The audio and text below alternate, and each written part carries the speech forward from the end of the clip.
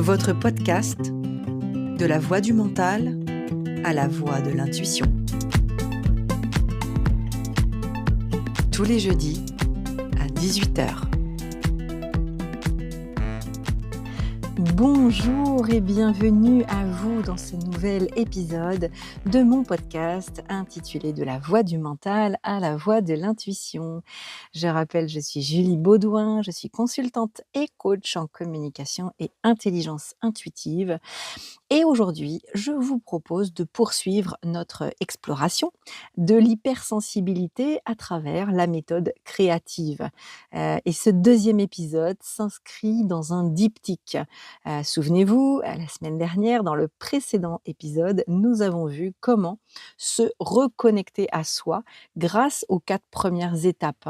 Je vous rappelle, conscientiser, ressentir, exprimer et accepter. Et je vous propose cette fois de découvrir comment s'ouvrir aux autres sans se perdre soi-même.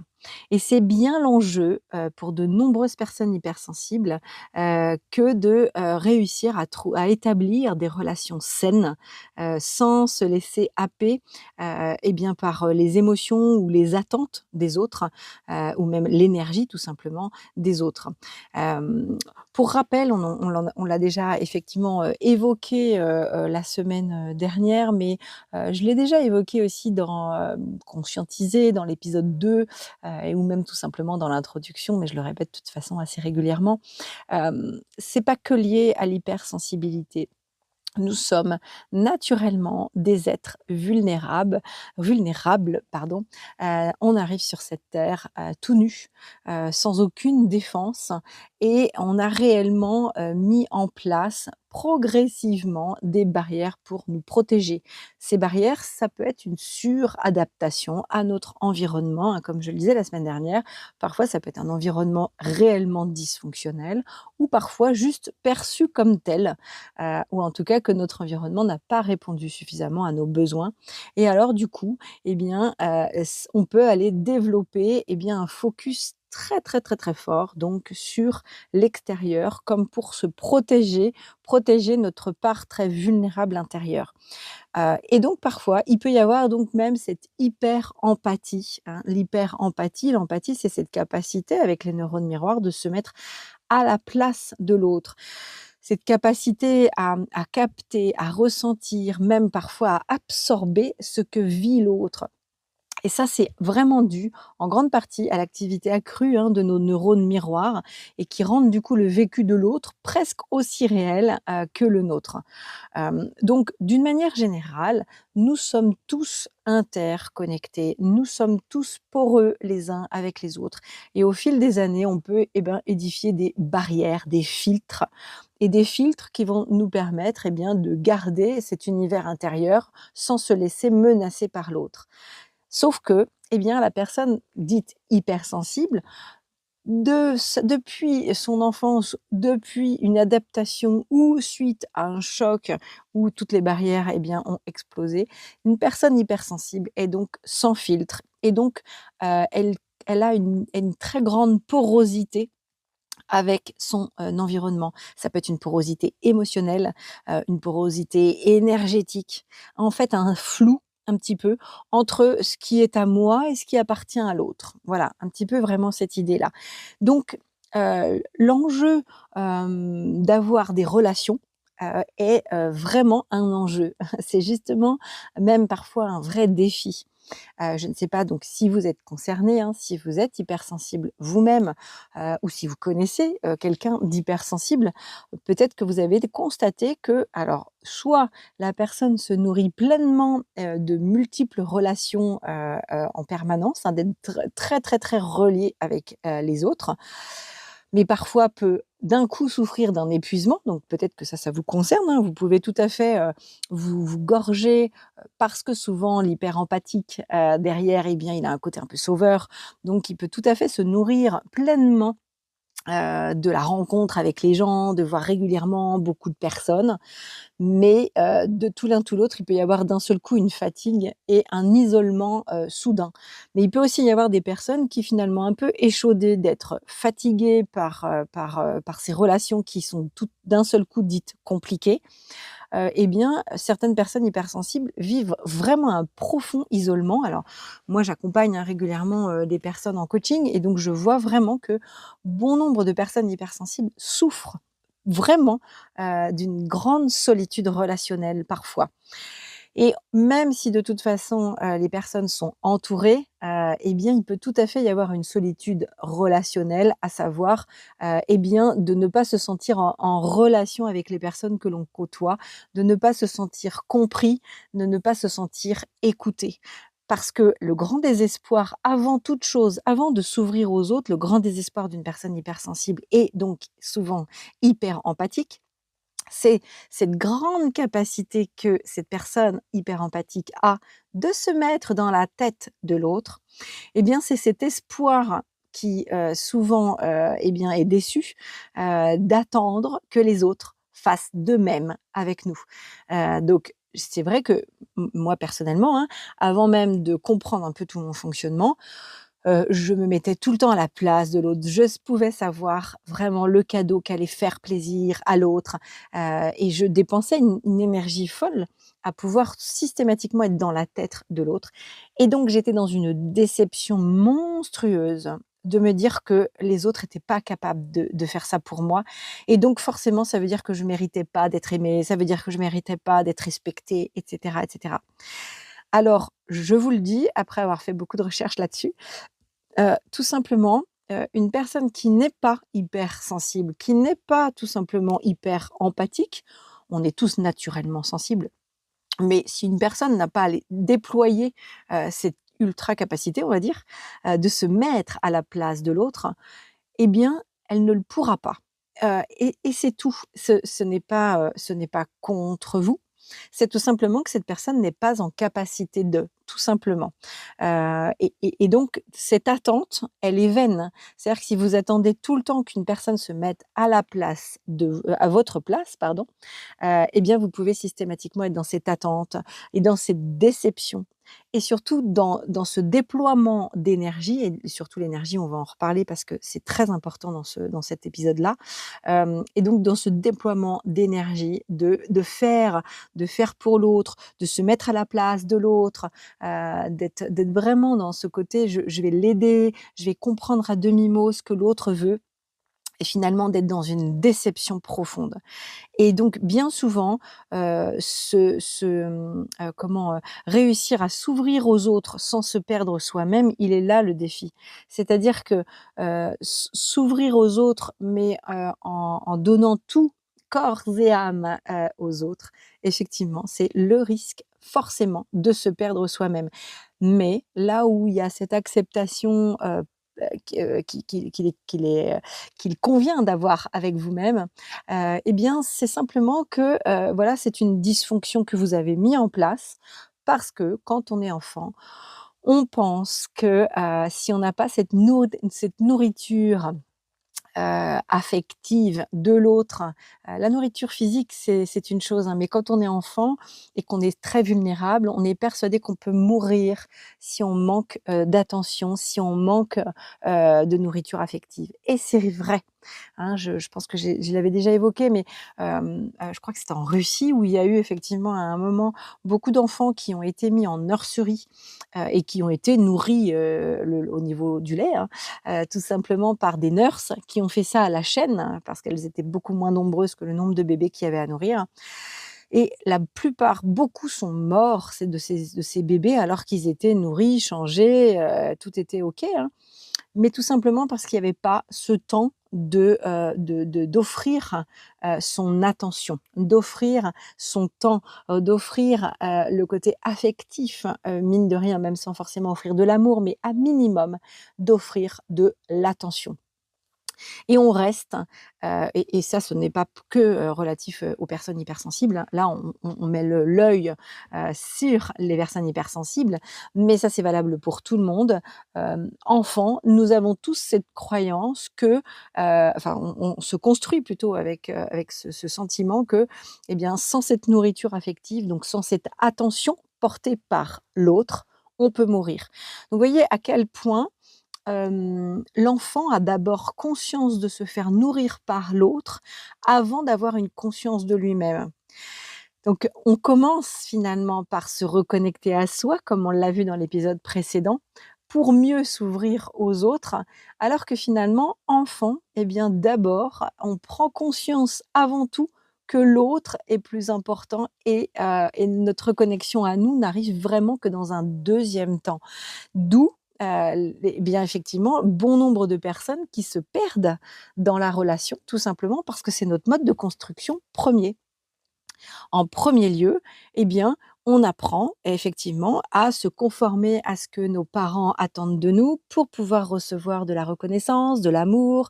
On est déjà en fait dans ce marchandage et dans cette mise en place de stratégies pour pouvoir capter l'attention de nos parents, de notre maman, de notre papa, et cetera.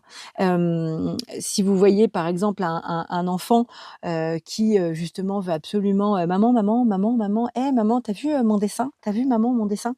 Et si la mère n'est pas disponible, à votre avis, que va faire l'enfant? Eh bien, il va certainement faire une bêtise un peu plus loin pour capter de force l'attention de sa mère. C'est-à-dire qu'un enfant préfère au pire avoir une attention, même si elle est pourrie, même s'il se fait engueuler, plutôt que de ne pas avoir d'attention du tout, hein. La pire des choses, c'est l'ignorance. Donc, le pire des supplices, c'est l'ignorance, hein, même pour un prisonnier ou pour une personne, même en EHPAD aujourd'hui, une personne en EHPAD, c'est la solitude, c'est l'ignorance, parce que nous sommes des êtres de relation, hein, et donc ça, c'est vraiment très, très important de garder ça en tête que notre construction première, c'est justement la relation et c'est grâce à la relation que progressivement on peut, comme le dit si bien Jung, aller vers l'individuation, hein, et on va pouvoir être de plus en plus des individus faisant partie, eh bien, d'une même collectivité, mais, eh bien, progressivement aller vers ce qui est bon pour moi. Donc c'est normal aussi que, eh bien, les enfants d'abord, ils expérimentent, ils copient l'autre, il veut le même jouet que son, copain, il copie son père, il copie sa sœur, il voudrait être comme sa sœur, il voudrait être comme son frère. Enfin bref, vous voyez certainement de quoi je veux parler et donc hem, plus on est déconnecté de soi et donc la personne hypersensible l'est fortement, hein, parce que l'environnement, comme je le disais la semaine dernière, peut avoir été encore plus menaçant que, on va dire, une famille, lambda. Et pour le coup, eh bien, la personne, eh ben, elle se perd encore plus vers l'autre. Elle cherche encore plus la relation à l'autre pour faire plaisir à l'autre et in fine derrière, pour être nourrie, finalement par l'autre. Donc aujourd'hui, hein, le plus grand des défis et notamment pour une personne hypersensible qui se, noie, déjà, hein, suffisamment dans, les pensées de l'autre, les attentes de l'autre, l'énergie de l'autre. Dans un monde où aujourd'hui nous sommes happés en continu, parce que c'est ce que je vais revenir sur le mot attention, sur l'attention. Aujourd'hui, eh bien, on est rempli de distractions qui nous volent notre attention. J'entendais, hein, mais finalement aujourd'hui, déjà, si c'est gratuit, c'est que le produit, c'est vous. Aujourd'hui, nous sommes bombardés, de publicités de tout type. C'est-à-dire qu'on ne peut pas ouvrir une page internet aujourd'hui sans être happé par une publicité. On ne peut pas faire un plein de sa voiture sans entendre un écran qui raconte en boucle une publicité et cetera. En fait, on nous vole notre attention en permanence et ça va être très, très important parce que justement tout le premier travail que l'on a fait ensemble, la semaine dernière, c'est bien pour revenir vers soi et s'y arrimer vraiment, ou s'y amarrer vraiment, en tout cas de s'y accrocher, pleinement. Parce que, il y a vraiment beaucoup, d'occasions, de se perdre. Donc déjà dans la relation classique entre humains, mais si on observe aujourd'hui, tout cherche à créer une relation. Le storytelling, dans la publicité encore une fois, mais ou un petit peu partout, c'est-à-dire qu'on va chercher à être en relation avec, et parce que finalement, dès lors qu'on est en relation, eh bien, en fait, ça fait vendre finalement presque, hein. Donc, plus on va aller fusionner, avec, bien plus finalement ça va être difficile de s'opposer et de poser ses limites. Et ça, les publicistes l'ont bien compris et les manipulateurs aussi. Ça, on verra, vous verrez, ce sera l'objet d'un autre épisode où on rentrera plus en détail là-dessus. Mais l'idée, c'est de comprendre ce qui est à l'œuvre derrière ça. Et ce qui est à l'œuvre, c'est un enjeu énergétique, exclusivement énergétique. L'attention, quand je porte mon attention sur quelque chose, eh bien, je donne mon énergie à cette même chose. Donc, donner de l'énergie, tout le temps, aux autres, et s'ouvrir aux autres, quand on a pris l'habitude de le faire pour essayer de récupérer en retour des miettes d'énergie, ça, c'est le risque plein et entier de se perdre totalement. Donc, pour établir une relation avec les autres, eh bien, on revient donc dans la chronologie de ce qu'on a fait. C'est avant tout d'établir une relation saine entre soi et soi. Et quand on a une relation saine vraiment entre soi et soi, là, on peut offrir et créer une relation à l'autre. En tout cas, on a effectivement fait l'inverse dans notre propre construction en tant qu'enfant. Mais là, tout le jeu, de l'âge adulte progressivement, mais ça va de plus en plus vite et donc maintenant dès l'adolescence, je découvre vraiment des gens qui sont déjà dans cette saturation, hein. Plus on est dans l'hyper-empathie, plus on se perd. On n'arrive même pas à décider qu'est-ce qui est bon pour moi, qu'est-ce qui ne l'est pas.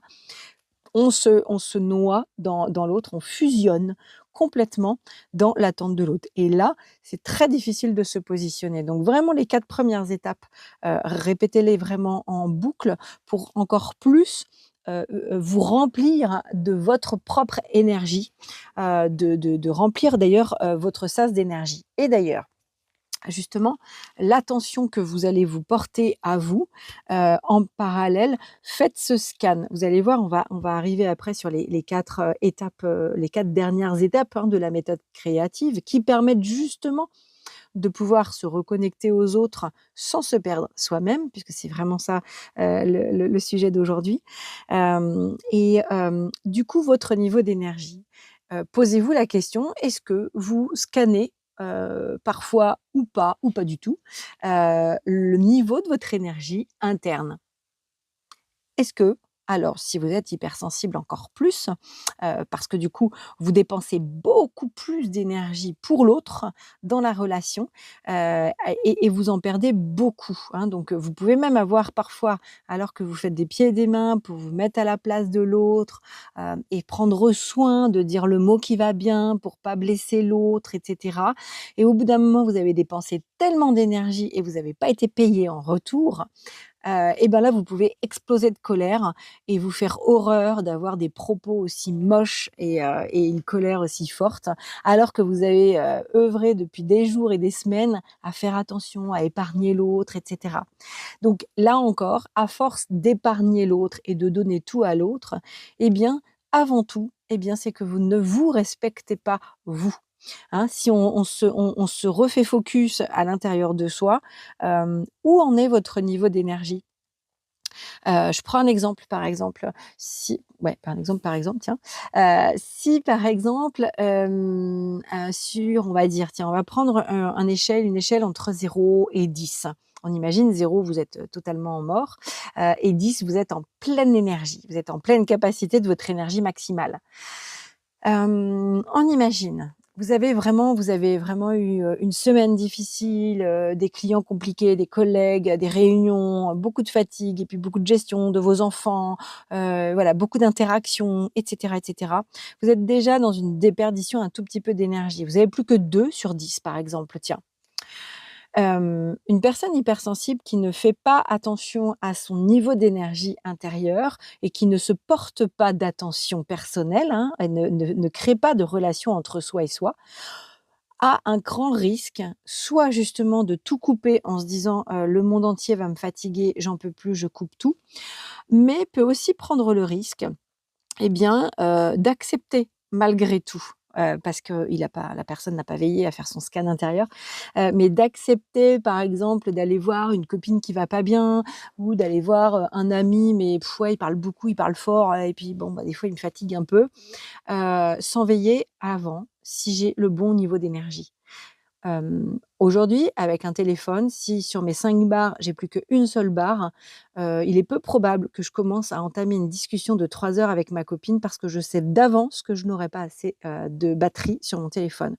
On a cette capacité d'être pleinement conscient de notre niveau d'énergie au niveau de notre téléphone et on a toute la peine du monde de le faire pour soi, hein, donc dans cette vraie capacité d'énergie et ça a toute son importance d'être encore plus rigoureux, sur son scan intérieur parce que et c'est là où on va pouvoir, s'ouvrir sur, la 5e étape donc créative qui est trier. Eh bien, c'est de pouvoir vraiment, pleinement et entièrement, avec lucidité et objectivité le plus possible, faire ce scan intérieur, éveillé. OK, je n'ai plus que 2 barres. Je pense que si je vais voir ma copine qui va pas bien, elle va au moins me prendre 4 barres. Et ben, si elle me prend 4 barres alors j'en ai plus que 2, bah, je peux peut-être ne pas être agréable. Je peux devoir, demander à quelqu'un de payer, c'est-à-dire, à mes enfants en rentrant, à mon conjoint, ou alors à mon propre corps, à me le faire subir moi-même. Donc veiller à son niveau d'énergie pour pouvoir s'ouvrir aux autres, c'est primordial, vraiment. Vraiment de veiller à qu'est-ce qui me ressource, le plus possible, hein. Donc on en a déjà parlé dans l'épisode, d'avant, mais plus encore, j'insiste vraiment pleinement et entièrement. Pourquoi? Quand je vais être remplie de mon 10 sur 10 d'énergie, vraiment je ressens pleinement et de manière consciente et le plus régulièrement possible tout au long de ma journée. Je ressens cette vibration. Cette vibration, c'est la mienne, hein, je ne peux pas me la perdre en route, puisque je suis en pleine conscience et je ressens mon corps, j'ai nettoyé mon canal, je sais le plus possible, tiens, j'ai pas d'émotions bloquées et j'accepte pleinement, entièrement cette énergie que j'accueille et que j'aime profondément parce que je suis unique, que chacun a sa place dans le monde. Voilà, j'accepte pleinement et entièrement. Eh bien, j'entends ma fréquence. Au bout d'un moment, je l'entends, elle m'est familière parce que je l'entends pleinement. Là, je suis plus focus sur l'autre, je suis, comme je vous disais la semaine dernière, focus sur moi. Donc c'est plus facile d'entendre ma vibration. Eh bien, ce sera plus facile, donc 5e étape de la méthode créative, de trier.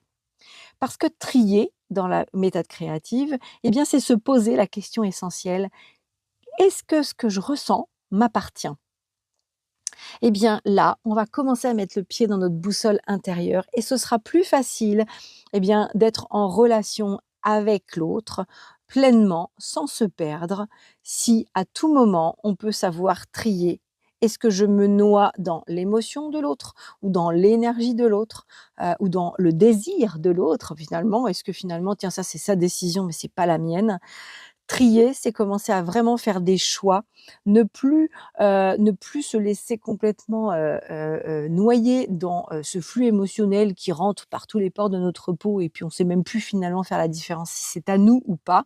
C'est de vraiment réussir à trier, de faire, le tri entre donc nos croyances, nos pensées, mais celles de l'autre, hein, là, en ce qui concerne notamment la relation, eh bien, c'est de se gorger suffisamment de sa propre énergie pour que ça ne fasse pas de plis finalement.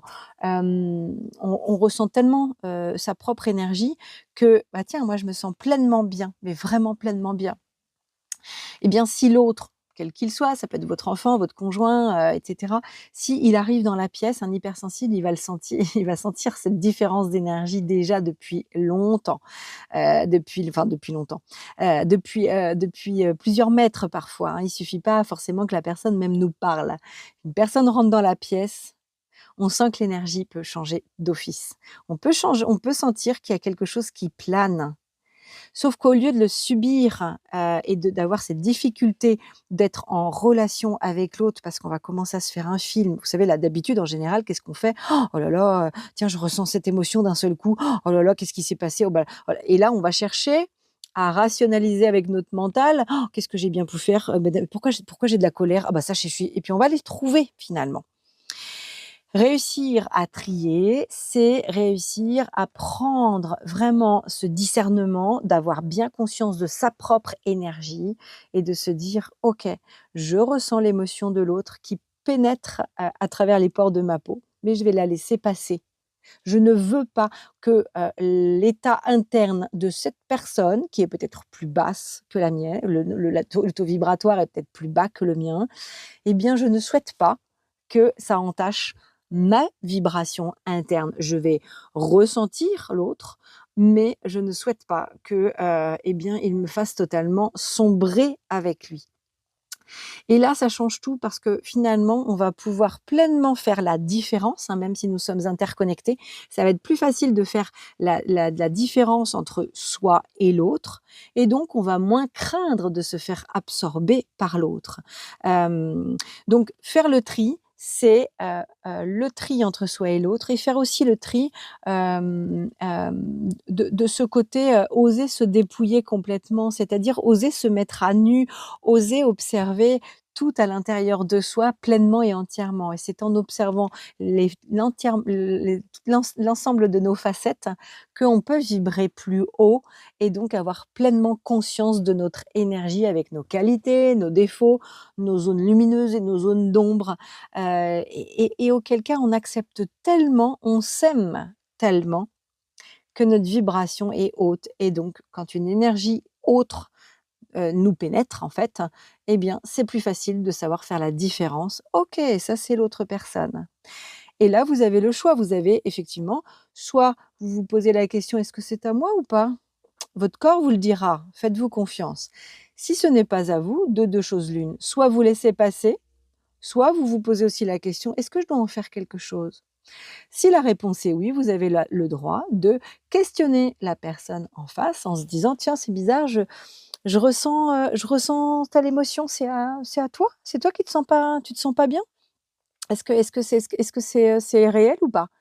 Alors soit la personne vous dit: «Bah oui, c'est vrai», ou soit la personne vous dit: «Bah non, pas du tout». Et bah, faites confiance à vos ressentis. Faites confiance à vos ressentis. Si vous avez bien rehaussé votre barrette d'énergie, on va dire à 10-10 et que vous êtes pleinement et entièrement avec vous-même, si vous ressentez en tant qu'hypersensible, quelque chose, qui ne colle pas ou qui dissonne en face ou qu'une personne finalement elle est pas si bien que ça, mais elle dit qu'elle va bien, eh bien ce n'est pas parce que vous percevez que vous devez faire quelque chose. Donc surtout, laissez cette personne, peut-être qu'elle n'est pas prête à conscientiser ce qui la traverse. Eh bien c'est comme ça, on accepte. Et c'est là aussi le tri. Ce n'est pas parce que vous percevez quelque chose que vous devez en faire quelque chose. Le faire quelque chose sur ce que vous percevez appartient à l'autre. Et la meilleure des relations, c'est de bien garder la responsabilité. Qu'est-ce qui est de votre responsabilité? Qu'est-ce qui est de la responsabilité de l'autre? Attention, par excès d'empathie, souvent, les personnes hypersensibles sont finalement très ingérantes. Ingérente, c'est vouloir, eh bien, finalement, maîtriser, l'environnement extérieur en contrôlant l'autre et en essayant de faire, des bonnes actions, hein, pour autant. Mais on est quand même dans l'ingérence. Dès lors qu'on veut sauver l'autre, aider l'autre, faire à la place de l'autre, on est ingérant. Donc, toute l'idée même du tri, c'est de revenir à sa place et de rester cantonné à sa responsabilité. Parce que là aussi, ça va nous demander beaucoup d'énergie d'aller dans les étapes suivantes. Et donc, toute notre énergie, nous devons la garder pour nous-mêmes. Et là encore, peut-être que ça va lutter avec cette petite croyance limitante va vous dire: «Oui, mais du coup, si je suis plus ouverte aux autres, et ben, je vais être égoïste». Et ben, en fait, ce n'est pas en donnant et en se donnant corps et âme aux autres, qu'on est plus altruiste. Là, le vrai côté altruiste, justement, c'est d'être pleinement connecté à soi, veiller à s'offrir à l'autre en étant pleinement bien, avec une belle énergie. Si on est fatigué, peut-être que c'est pas utile d'aller créer une relation avec quelqu'un d'autre. Parce que si vous êtes trop fatigué, vous allez être en perte d'énergie. On imagine que vous avez plus que 1 sur 10 sur votre barre. Eh bien, si vous allez quand même voir l'autre, vous allez attendre de l'autre une reconnaissance, vous allez l'attendre une preuve d'amour, vous allez attendre encore une fois de l'énergie en barre, vous allez attendre de l'attention pour qu'on vous paye en retour. Et donc du coup, ce n'est pas une relation saine. La relation saine, c'est vraiment quand d'abord on a veillé à être autonome sur notre propre nourriture énergétique, notre propre attention personnelle. Et quand on a 10-10, là, on peut s'offrir à l'autre.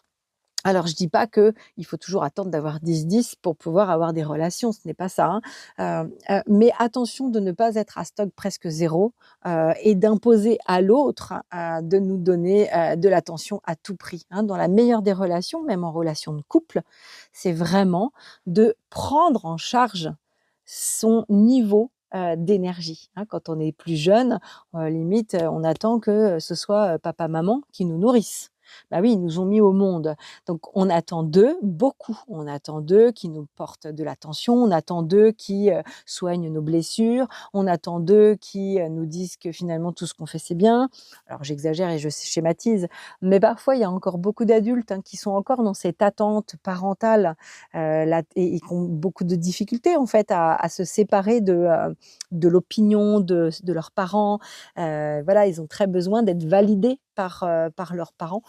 Et là, c'est vraiment l'idée de s'affranchir, hein. Donc, on trie et on reste focus sur notre propre énergie pour, eh bien, progressivement se créer soi-même et oser, eh bien, d'abord être tellement pleinement en relation avec soi que la relation à l'autre n'est plus un stress.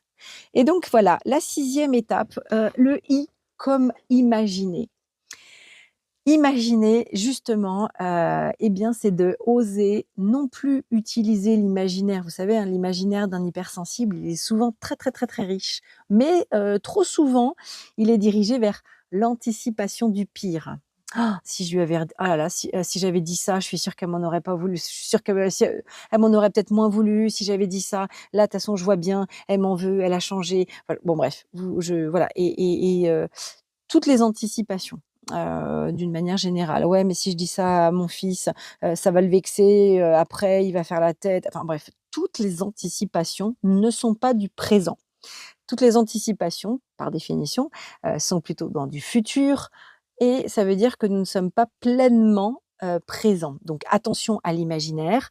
L'imaginaire, souvent, on va aller distordre la réalité, on va aller, l'empirer complet ou alors on va fuir la réalité parce que du coup on la craint d'avance trop brutale.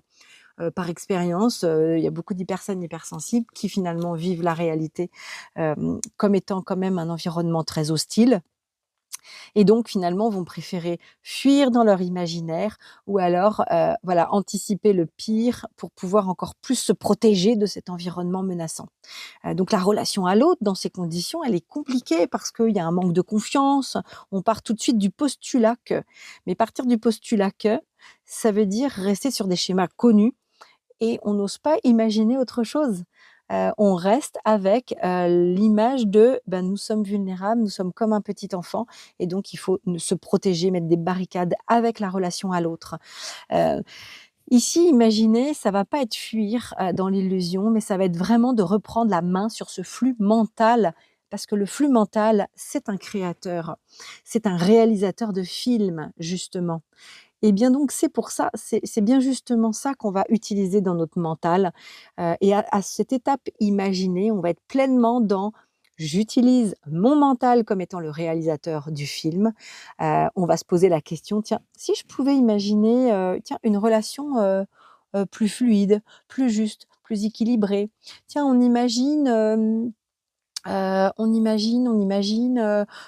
tiens, je dois aller, dans une assemblée. Ouh là, alors j'ai 2 choix. Soit mon imaginaire va: «Oh là là, s'il y a du monde, alors ça va, voilà, je vais perdre, ouais, non, bah, de toute façon, oh là, je vais être fatiguée, je vais perdre mes moyens, je vais même pas savoir ce que je veux, tatati tatata». Donc j'ai cette solution-là. Mais je peux aussi aller nourrir mon imaginaire. Ouais, mais on va reprendre le pouvoir sur ce flux créatif. OK, on va aller imaginer. Allez, on imagine, je vais aller, créer, eh bien, le scénario que, eh ben, je rentre dans cette assemblée. Je dois parler devant 50 personnes et pour autant, et ben, ça va bien se passer. On va venir me parler à la fin, ça va peut-être me fatiguer un peu parce que ça va me solliciter, mais ça va bien se passer. Imaginer, à cette étape-là, c'est vraiment choisir de projeter le scénario positif et porteur, d'oser croire, hein, qu'une autre manière, d'être en lien est possible. Tout ce que vous avez vécu ne vaut que dans le passé. Si vous continuez à ressasser vos croyances: «Ouais, mais bon, de toute façon, ça a toujours été comme ça, puis de toute façon, toute personne comprend ma sensibilité et puis de toute façon, je peux pas faire confiance aux gens parce qu'en plus, ils me comprennent pas» et cetera. Vous nourrissez le loup noir, hein, comme on dit. Mais qu'est-ce que vous voulez nourrir? Si vous voulez commencer à vivre pleinement, et sereinement votre hypersensibilité et pouvoir être en lien avec les autres sans problème. Je dis pas normalement parce qu'il y a pas de raison normale et il y a pas de normalité pour moi. On est tous différents, on est tous égaux mais différents. Heu, donc c'est comment j'ai envie de vivre mes relations. C'est pas quelle est la seule façon de vivre les relations, c'est comment j'ai envie de vivre mes relations. OK, eh ben, on va aller tester des images à travers mon corps. Allez, on imagine. On imagine, je rentre dans cette salle. Ouh là, qu'est-ce que je ressens dans mon ventre? OK, là, il y a du monde, ouais, il y a du bruit. OK, mais j'entends ce bruit, mais je reste toujours pleinement très connectée à ma vibration intérieure. Il est là le secret, c'est de ne jamais perdre la pleine conscience de soi, la pleine conscience de sa vibration, de son corps. Donc on reste pleinement connecté à sa vibration intérieure, on fait grandir ça à l'intérieur, cette image intérieure où on se sent pleinement connecté à soi et on entre en imaginaire, on entre dans cette pièce. Alors vous pouvez choisir le défi, on va le faire tout à l'heure en exercice guidé. Vous pouvez choisir le défi de votre choix, hein. Là, je prends ça comme exemple. On imagine, je dois parler devant 50 personnes et après, avoir des échanges avec chacun, et là, pour moi, en tant qu'hypersensible, il y a encore quelques années, c'était très compliqué. Je peux reprendre l'exemple des salons, hein, que je fais aujourd'hui, régulièrement et notamment le plus gros des défis que j'ai pu vivre de ce type-là, c'était le salon de Paris, en octobre, l'année dernière. Ça a été un grand défi, 5 jours. 5 jours complets, de salon, de jeudi, vendredi, samedi, dimanche et lundi. 280 exposants et en tout 25 000 personnes à peu près qui devaient passer sur l'ensemble des stands. Franchement, je suis repassée par toutes les étapes que je vous fais passer. C'est-à-dire que j'ai beau avoir travaillé le sujet depuis longtemps, j'ai même écrit un livre, là aujourd'hui j'en fais un podcast. Pour autant, chaque nouveau défi est à nouveau un nouveau défi. Et là encore, je me suis, vue en début septembre partir dans une panique de dingue en me disant: «Mais, ma petite mère, tu es complètement tarée, tu t'inscris à un salon pour 5 jours, c'est énormément de préparation, d'organisation, même d'organisationnel, physique, hein. Comment je vais porter mes bagages? J'emmène des livres, ça va être lourd». Enfin bref, il y avait déjà tout l'avant. En plus, j'avais une vision dans ma tête que mon stand serait minuscule et que personne ne me verrait. Donc je faisais ce sorte de cauchemar éveillé où j'avais des visions. Donc il a fallu que je redébroussaille à nouveau, conscientiser, c'est quoi mes peurs, c'était quoi ces images que je voyais à l'intérieur de moi, c'était quoi ces visions, pour progressivement ressentir, elle est où ma peur? Elle est où est-ce que ça se loge dans mon corps? Et en pleine conscience, faire évacuer tout ça, exprimer toutes les émotions par lesquelles je suis passée, où j'ai clairement beaucoup pleuré de panique, parce que j'avais vraiment l'impression que j'allais être piétinée, en fait. Je me sentais comme, une toute petite, fourmi, et j'allais être piétinée, et que ça allait me coûter cher et que j'allais même pas pouvoir, et ben, rembourser quoi que ce soit. Enfin bref, j'allais perdre mon temps, mon énergie et que ça allait être une lutte terrible. Et puis finalement, alors ça, je vous dis ça, j'ai dû mettre au moins 3 ou 4 semaines pour arriver enfin à l'acceptation. J'accepte ce nouveau défi, hein. J'accepte pleinement et entièrement ce nouveau défi. Et ensuite, je fais le tri. Je fais le tri. Qu'est-ce qui est à moi? Qu'est-ce qui est pas à moi? OK, ça, c'était plutôt du registre du passé. OK, ça c'est là voilà, là voilà ma peur, mais en fait en toute raison, bon bah, j'ai finalement quand même, voilà un stand qui va être comme ça, il va être comme ça et cetera et progressivement, j'ai été travailler donc l'imagination. L'imagination, c'était de se dire: «Est-ce que je veux lutter pendant 5 jours ou est-ce que je veux passer un bon moment pendant 5 jours?» Bah, j'ai fait un choix. Il est là le choix. J'ai observé quel était le choix de mon corps. Est-ce que tu veux passer un mauvais moment? Mon corps, il m'a fait un truc tout pourri, bah, non, il avait pas du tout envie de passer un mauvais moment. OK, donc tu as envie de passer un bon moment. OK, Mon corps m'a fait un espèce de grand oui, une ouverture de cœur. Oui, il avait envie de passer un bon moment. OK, eh bien, c'est là qu'on va aller travailler. Ensuite, la cinquième étape, la septième étape, pardon, visualiser. Le V de visualiser. C'est-à-dire que quand on a dans notre imaginaire, notre boussole intérieure nous dit ce vers quoi il veut aller, eh bien, mon corps, je me suis appuyée sur: «OK, tu veux passer un moment agréable? OK, ben, on va y aller franchement alors. On va aller visualiser, on va aller, enrichir cette expérience, on va rencontrer des gens formidables. On ne verra pas les 25 000 personnes et je serai tellement connectée à ma respiration, à mon corps, à la conscience de mes pieds qui touchent le sol, que je ne pourrai pas me perdre dans les 25 000 personnes qui vont passer. Je ne verrai à mon stand que ceux qui ont besoin de me rencontrer. Je ne verrai que les personnes avec qui je vais partager avec plaisir, eh bien, un petit moment de vie, un échange sur mon livre, sur mon travail. Peut-être qu'il y avait quelques mots qui vont peut-être changer. Ils achètent mon livre ou pas, je m'en fiche. Je suis pas là pour ça, je suis là pour aller vivre un bon moment.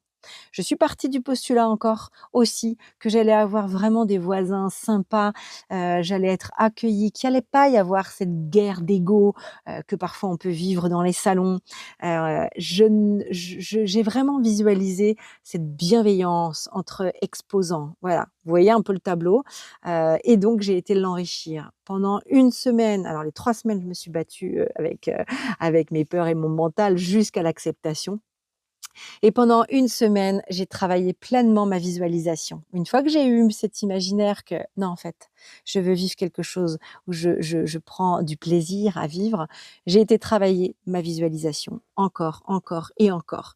La visualisation, c'est vraiment une image intérieure qui est très clarifiée.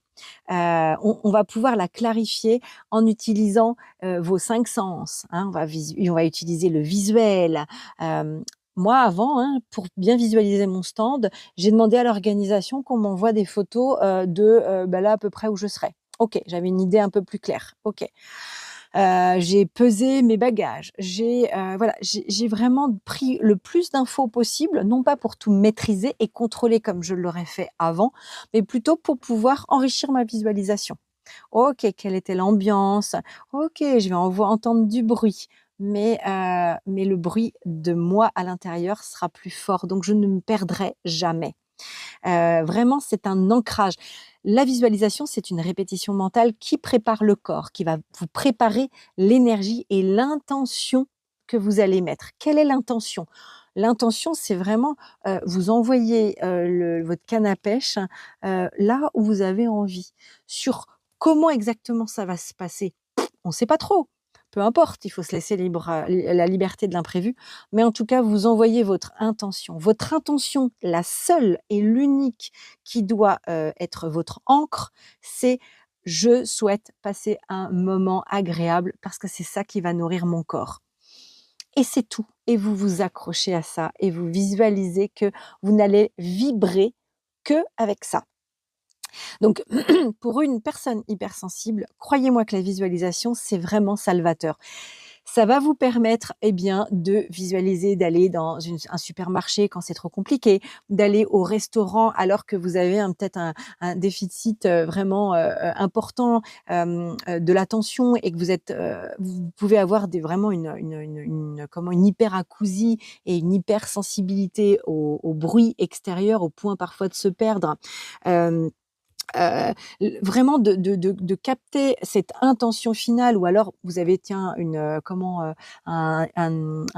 coup de téléphone à passer ou justement une réunion à faire.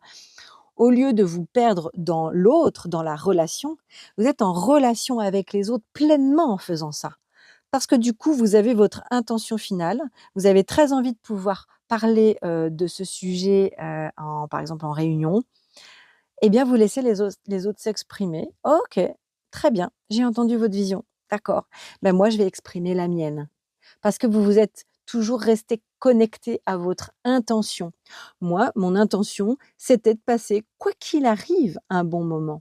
Et je me fiche d'avoir entendu, peut-être, une personne dire que, «Oh ouais, mais dis donc, l'organisation, c'est pas terrible» et cetera et cetera. Moi, en réalité, parce que la dernière étape, et ben, effectivement, c'est le de expérimenter, hein. Après s'être bien préparé au niveau sensoriel et au niveau vibratoire et d'avoir vraiment ancré une vision alignée à l'intérieur de vous, de manière à ce que votre mental se mette au service de votre intuition, hein, et non pas, que le mental prenne toute la place. Eh bien, vous allez du coup pouvoir entrer dans l'action avec confiance et pas du tout avec la peur d'être envahi ou jugé parce que du coup, vous pouvez passer à l'action en ayant le sentiment de l'avoir déjà fait. Donc pour une personne hypersensible qui a des difficultés à s'ouvrir aux autres et à être en connexion avec, l'idée c'est de répéter d'abord beaucoup, beaucoup, beaucoup jusqu'au stade de la visualisation et ensuite le de expérimenter. Et là, faites-vous, vraiment la méthode des petits pas. Allez-y petite étape par petite étape, hein. Si vraiment créer une relation, c'est compliqué, réussir à affirmer votre vision du monde, c'est difficile vis-à-vis de l'autre. Vous avez toujours cette peur de la désapprobation, la peur de pas être aimé, la peur de déranger, la peur de beaucoup de choses. Et ben, faites-le sur des petites choses non impliquantes. Par exemple, aller dans une boulangerie, vous commencez à faire volontairement, hein, commencez à demander à la boulangère, tel gâteau, je dis n'importe quoi: «Tiens, bah, je voudrais une tarte au citron, s'il vous plaît». Vous attendez que la boulangère commence à prendre la tarte au citron pour le mettre dans sa boîte et puis finalement: «Alors ouf, non, excusez-moi, en fait, non, en fait, je pensais avoir très envie de tarte au citron. Finalement, je préférerais vraiment, le cookie au chocolat». Faites cette expérience, vous voyez, c'est pas impliquant, mais là encore, ça permet d'être en relation. Là, au moment où je parle à la boulangère, je suis pleinement en relation avec moi, donc je ne me perds pas et pour autant, j'arrive à dire à la boulangère: «Bah, voilà mon choix. Je suis désolée, je me suis trompée, excusez-moi, je vous ai fait, prendre, la première part, de tarte au citron, mais finalement non, je préfère vraiment le cookie» et voilà. Et là, veillez à ce que votre mental ne s'emballe pas à nouveau: «Oui, mais tu te rends compte, ça va l'ennuyer et tout ça». Non, non, non, non. Prenez la pleine conscience, observez votre mental, vous pouvez l'entendre, hein, mais de loin. Vous laissez passer, ces pensées, mais vous ne vous y accrochez pas. Les pensées, ce n'est pas sur ça qu'il faut vous accrocher. Ce qu'il faut vous accrocher, c'est l'intention finale. L'intention finale, là, en l'occurrence, c'est le test, c'est l'exercice, c'est justement l'exercice et aujourd'hui, finalement, la meilleure, des pratiques guidées, ça va être celle-ci. Oser passer à l'action sur, eh bien, quelque chose que vous n'avez pas l'habitude de faire. Je vais pas le faire comme d'habitude, un exercice guidé, avec, les yeux fermés, une petite méditation. Vous avez bien compris que l'idée, c'est vraiment de repasser les 8 étapes pour pouvoir passer à l'action. Hem, voilà, oser expérimenter, eh bien, comme prendre la parole, même si votre voix tremble ou proposer un projet ou poser une limite, c'est oser exposer enfin sa vulnérabilité, avec confiance. Vous devez vous sentir protégé parce que c'est vous-même qui vous protégez. Donc la première relation à soigner, c'est entre vous et oser passer à l'action et parce que l'action, eh bien, même avec un peu de peur, ça ne doit pas vous empêcher de passer à l'action. Et justement, le meilleur conseil, qui m'a été donné, c'est, eh bien, un formateur qui m'a donc, formée pour être conférencière, il y a 2 ans et effectivement, plus et pour une personne hypersensible, là encore, c'est d'oser se confronter à la réalité et plus vous êtes honnête avec vous-même, et comment transparent avec vous, plus vous êtes d'abord pleinement en relation avec vous et donc vous allez pouvoir entrer de cœur à cœur pleinement en relation avec l'autre. Je prends un exemple, je dois faire une conférence. Si je, fais tout pour montrer l'image de la fille parfaite, qui, connaît tout super bien et qui ne se trompe jamais, et tout, alors qu'à l'intérieur je suis morte de trouille, observez la différence qu'il y a entre mon image intérieure et l'image extérieure. Mais si pour cette même cas de figure, j'ai une conférence à faire et que, en toute honnêteté, j'ose dire aux gens: «Écoutez, je vais essayer», je vous cache pas que je suis très stressée, rien qu'à l'idée de vous parler parce que je suis quelqu'un de très hypersensible et d'être face à 50 personnes, j'ai un petit peu peur d'y perdre mon latin. Donc je suis désolée mais j'ai gardé mes petites notes, parce que pour le moment, encore aujourd'hui, c'est un petit peu important pour moi, mais peut-être que demain, j'en aurai plus besoin donc mais voilà, c'est pour ça que j'ai mes petites notes, vraiment parce que je suis très stressée. C'est, la première fois que, je passe devant autant de monde, donc même si je bafouille, je suis désolée d'avance, voilà, j'espère que vous m'excuserez. Voyez cette deuxième version? Vous créez l'empathie avec la salle et automatiquement, le stress n'a plus besoin d'être puisque vous vous êtes mise à nu tout de suite. Donc il y a plus besoin d'aller, cultiver l'image extérieure et l'image intérieure. Vous offrez au monde l'image intérieure de vous, votre vulnérabilité et la plus grande force des hypersensibles, justement, c'est qu'en faisant ça, en travaillant sur un imaginaire, en plus où vous partez du postulat que les choses vont bien se passer, eh bien vous créez une ambiance propice au fait que justement la personne en face va même se sentir autorisée à elle aussi peut-être une personne de la salle peut-être va pouvoir prendre la parole et se sentir autorisée et bien à se livrer parce que vous l'avez fait. Donc plus on se livre de cœur à cœur, plus on invite l'autre à être transparent de cœur à cœur également et à se livrer. Plus on assume, sa sensibilité pleinement, en l'écoutant pleinement et en l'exprimant pleinement, heu et bien, moins on devient, hypersensible avec une ultra-vigilance extrême, et donc plus vous montrez votre vulnérabilité aujourd'hui sous votre propre couvert conscient et votre attention à vous, plus vous gagnez en force intérieure, heu, entre vous et vous déjà et entre vous et l'autre. Voilà, l'hypersensibilité peut vraiment devenir une force au niveau relationnel parce que justement vous aurez cette finesse, cette présence à l'autre en étant d'abord pleinement présent à vous-même. Donc expérimentez, expérimentez et expérimentez encore à petits pas, observez comment ça bouge à l'intérieur de vous. Voilà, merci beaucoup, d'avoir, bien, partagé, écouté ce moment avec moi. J'espère que ces 2 épisodes vous auront vraiment permis, de porter, un autre regard sur l'hypersensibilité, si toutefois vous n'étiez pas concerné par ce sujet directement. Si toutefois vous vous sentez hypersensible, j'espère, que là encore, ça vous aura donné, une autre image et une envie de le voir plutôt comme un cadeau et comme une force précieuse, à apprivoiser et à incarner plutôt qu'un fardeau à subir. La semaine prochaine, nous resterons dans la relation à l'autre, mais nous aborderons un point épineux qui est comment déjouer ou sortir même des relations toxiques grâce à notre intuition. En attendant, belle expérimentation à vous et à la semaine prochaine.